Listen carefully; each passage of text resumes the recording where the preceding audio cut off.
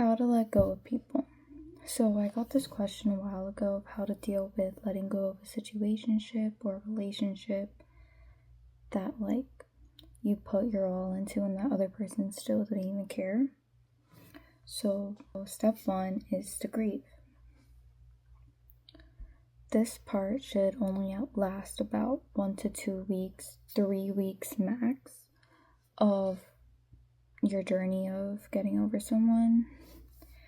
The reason why it shouldn't be really long is because after a certain amount of time, it becomes unhealthy to grieve or wallow about somebody that doesn't even care about you. To wallow in general for a long time is extremely unhealthy. You slowly become addicted to the comfort of depression / sadness, and that's not what grieving or letting go is supposed to be about. During this time, you're supposed to meditate, journal, and what's really important is to do shadow work on why you feel this way. Shadow working helps you get to the fundamental reason on why you feel this way due to traumas that you've had before. And I could explain another video on how to do shadow work, but it really does help a lot. And during this time, I'm obviously not saying that you shouldn't cry. Crying is very important. Crying is actually helps you release stress hormones, and it's very necessary to cry so you can get rid of everything that all the buildup of stress, anxiety, sadness that you have, just to let it all go out and start new. But that doesn't mean that you should be crying 24/7 and just wallowing in self-pity.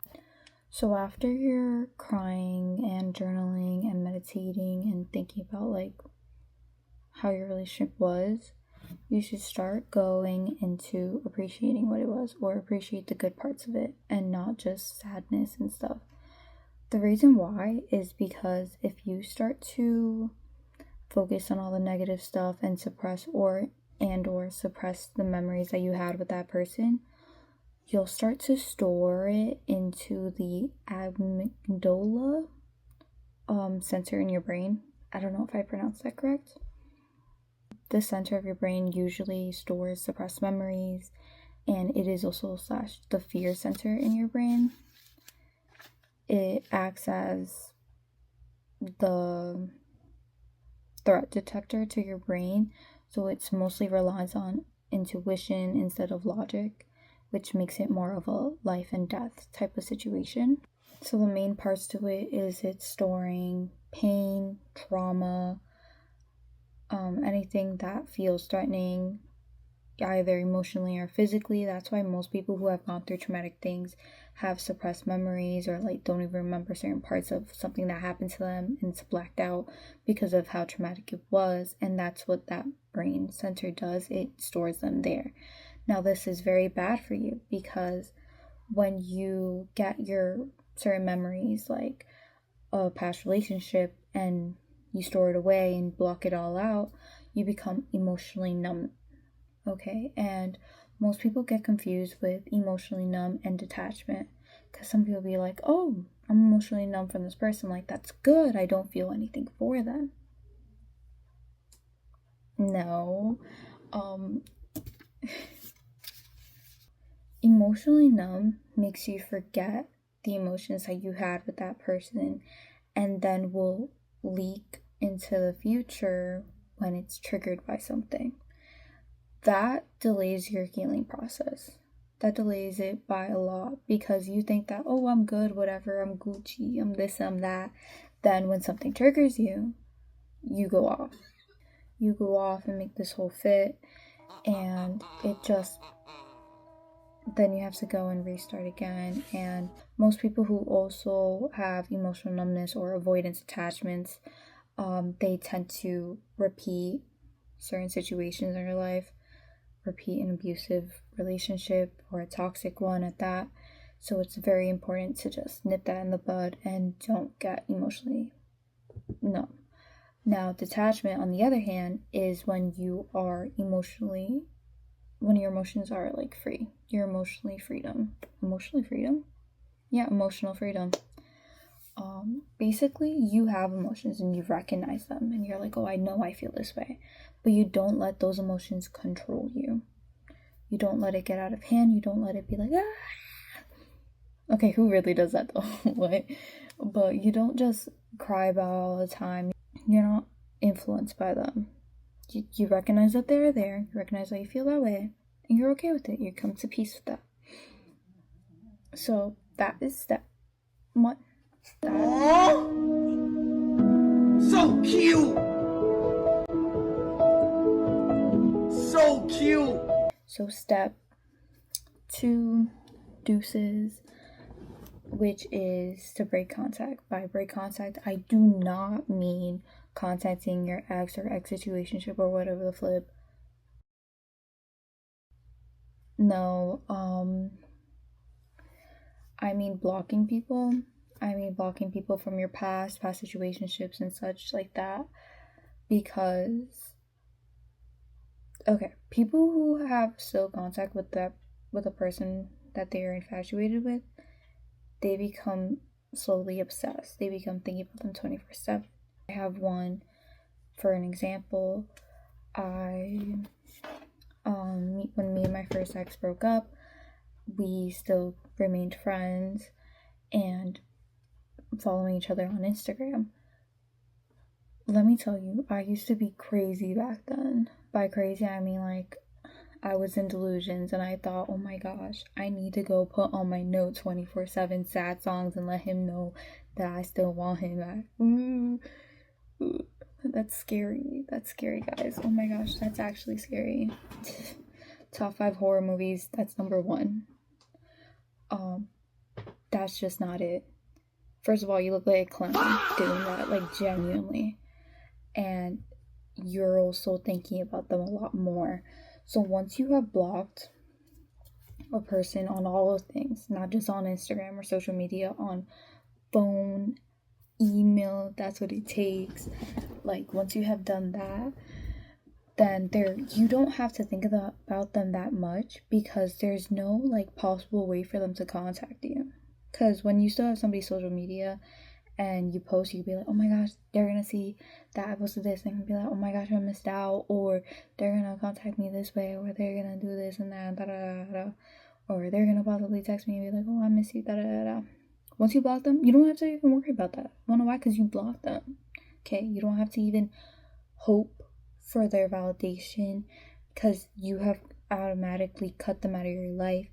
And you could still think that you hope for it, but like you don't actually hope for it because you have blocked them. So they can't like actually even contact you in any way, and that's like the first step of cutting it. So you're not gonna think of them as much as you would as before if you were just 24/7. Why do they contact me this way? Okay.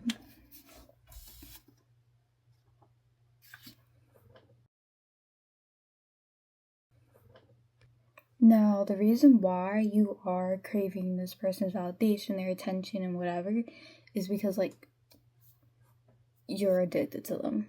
That's plain and simple. You are addicted to them. So think about like any time that person has given you a kiss, a hug, said something sweet about you, honey boo, like they said a little nickname, and you were like, oh my gosh. And I think we could all relate to like if a person's like all for you and then the next second they go distant, or like they're busy that day, and then you're like, they overthink a lot. You're like, what's up with you? What's up? And then you start like asking, and then you're like anxious and worrying and stuff like that. That is because you are going through withdrawals, because you are genuinely addicted to their attention. Because anytime they have actually given you any attention, you are getting dopamine hits. And just like a crackhead, you're gonna go and wonder around, what the flip is going on? I need this attention. And as soon as somebody breaks up with you, you are cut off cold turkey, basically. And you're gonna go rampant and crazy, and you're gonna be like, what the flip is going on? Okay, you're gonna need your little addict, but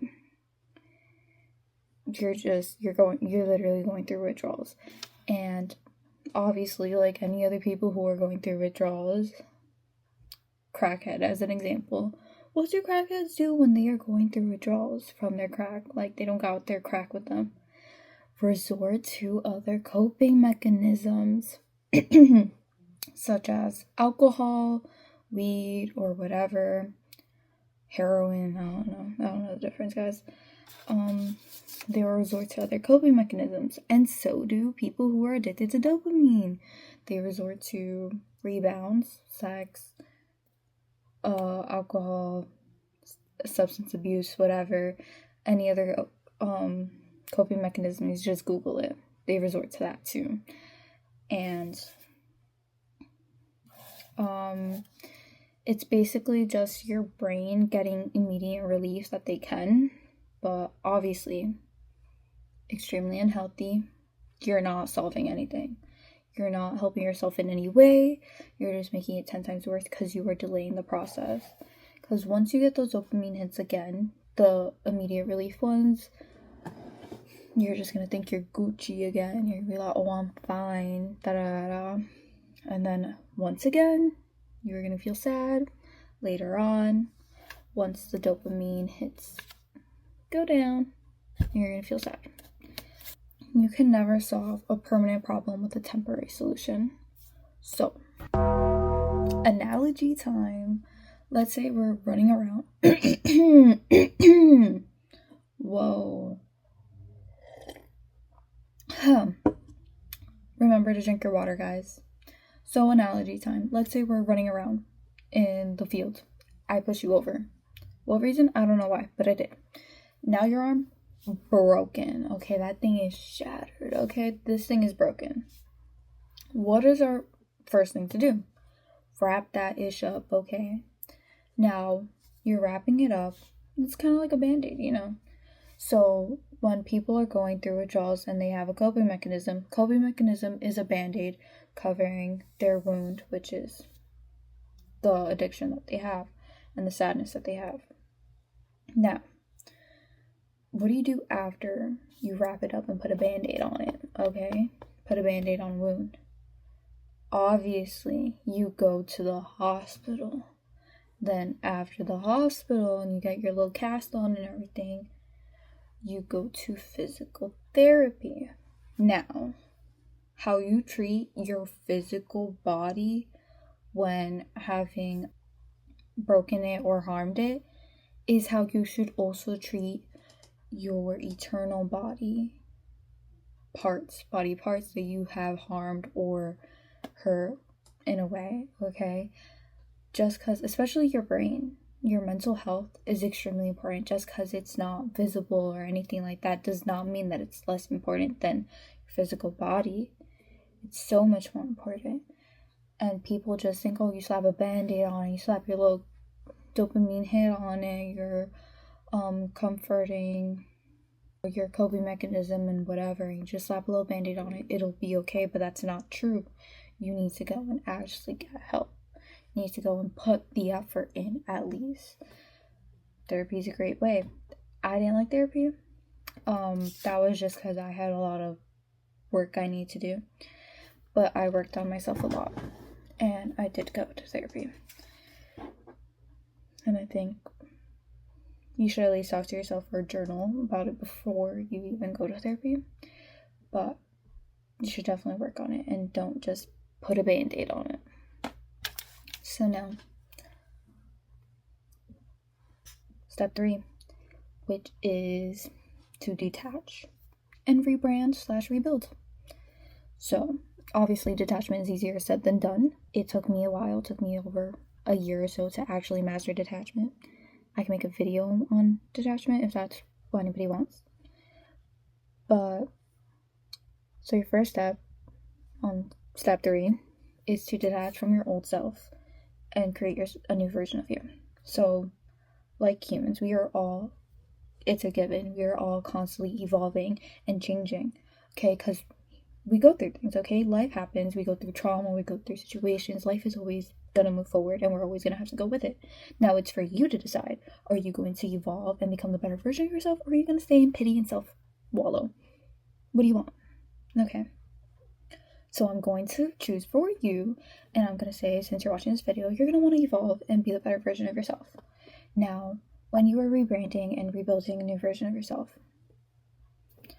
create the version of you who does not need that person that left you or doesn't care about you. Create that version of yourself in your mind. What do they look like? What do they see? Now we're going to create hobbies for them. What would that person do? What are their passions? Okay, you need to now be that person and create hobbies for yourself. Journal, write poetry, paint. My dog's mad annoying. Watch TVs.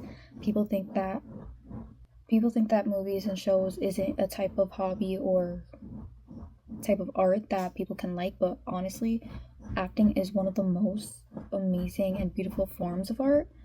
You are literally seeing people change their emotions, and they can portray it in an amazing way in certain films. So try that. I love acting. I need more water. Create hobbies, create passions. What this person do? Set goals. I would never even date somebody or be interested in somebody who didn't have goals. If you don't have goals, you literally are what's that? Oh, I can't even think of words. You literally don't care about yourself. Okay, that sounds dramatic and rude.